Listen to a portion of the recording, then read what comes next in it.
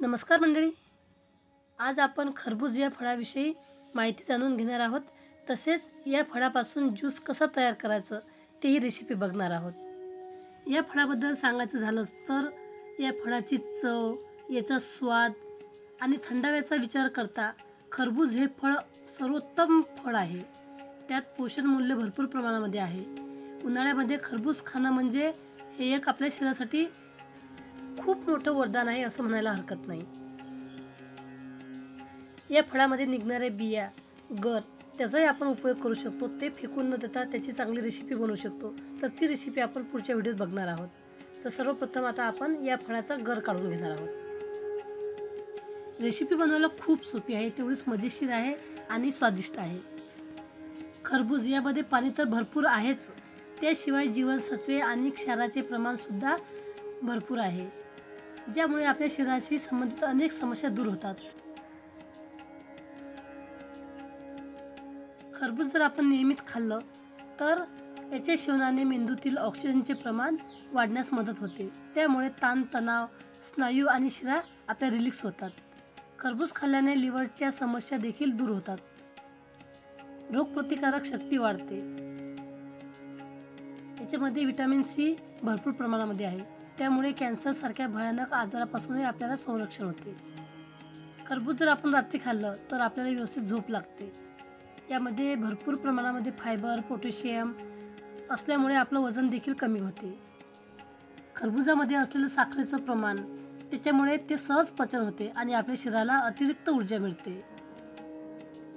खरबूज हे फळ सहसा आपण जेवणानंतर खावे, कारण खरबुजामुळे जेवण उत्तमरित्या पचते, म्हणजे उन्हाळ्यामध्ये अपचन होण्याची शक्यता देखील कमी आहे। म्हणून उन्हाळ्यामध्ये ज्या फळामध्ये पाण्याचं प्रमाण अधिक आहे अशी फळं आपण खायला पाहिजे। खरबूज मस्त कापून झालेला आहे। आता मिक्सरचं भांडं घेऊन त्यामध्ये हे खरबूज टाकायचं आहे। आपल्या चवीनुसार यामध्ये साखर टाकायची आहे, थोडंसं काळं मीठ टाकायचं आहे, तुम्ही पुदिनाही टाकू शकता, जिरे पावडर सुद्धा टाकू शकता। हे आपल्याला कसं करून प्यायचं आहे आपल्या चवीनुसार ते ठरवायचं आहे।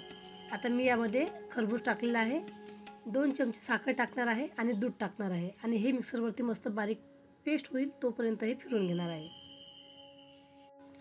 लहान मुलांना जर खरबूज खायचा कंटाळा येत असेल तर तुम्ही अशा प्रकारचा ज्यूस बनवून त्यांना देऊ शकता, कारण हे मस्त थंडगार प्यायला खूप स्वादिष्ट लागते आणि झटपटही मुलं पिऊ शकतात।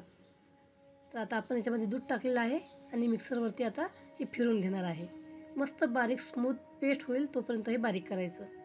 त्यानंतर एखादा मस्त काचेचा ग्लास घ्यायचा, त्यामध्ये थोडंसं बर्फ टाकायचं आहे आणि याच खरबुजाच्या मी छोट्या छोट्या फोडी केलेल्या आहे ते आता टाकून घेणार आहे।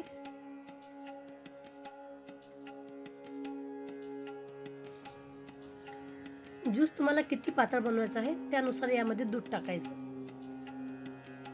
तर मी मस्त दाटसर हे ज्यूस बनवलेलं आहे। आता यामध्ये मी टाकणार आहे थोडासा सब्जा। तर 5 मिनिट फक्त सब्जा पाण्यामध्ये भिजवून ठेवा आणि तो आता या ज्यूसमध्ये टाका। मस्त हेल्दी आणि टेस्टी खरबुजाचा ज्यूस तयार झाला आहे। दिसायलाही खूप सुंदर दिसत आहे आणि यामध्ये जे आपण खरबुजाचे छोटे फूल टाकले आहे त्यामुळे ते खायला आणि प्यायला खूप मजा येते। जसं की खा के पिओ या पी के खाओ, गोष्ट एकच आहे। तर मस्त दाटसर आपला ज्यूस तयार झालेला आहे। रेसिपी आवडली तर रेसिपीला लाईक करा, कमेंट करा।